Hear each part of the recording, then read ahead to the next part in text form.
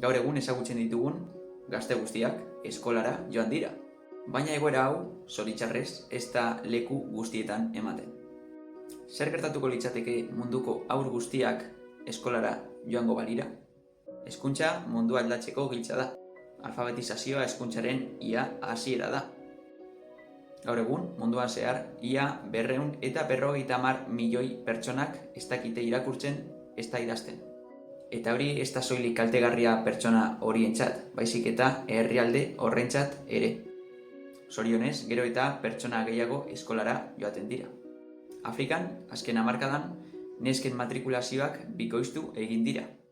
Eta teknologia berriek aukera ikaragarria eskaintzen digute. Internetarekin eta gailu elektroniko batekin ikaskuntza prozesua lortu alda. Duela urteak eskolak ez zeuden lekuetan, orain aurrek ikasi ahal dute. Hezkuntza gizartearen oinarria da. Eskubideak, bakea, berdintasuna guztia hortik hasten da. Horregatik ezinbestekoa da kalitatezko hezkuntza eskaintzea. Zorionez, Euskal Herrian gero eta aurreratuagoak gaude. Ikastetxeetan balioetan oinarritutako hezkuntza eskaintzen dute. Ezagutzak irakasten eta ikasten dira emozioetan eta errespetuan oinarrituta. Bestalde, hezkuntza globala lortzeko hainbat proiektu daude.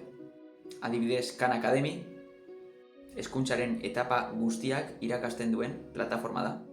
Hainbat hizkuntzatan egin daiteke, eta hoberena Mosutruk da. Gero ere daukagu Coursera, edozein gairi buruzko ikastaroak topatzen ditugu, eta munduko unibertsitaterik handiena dena, YouTube.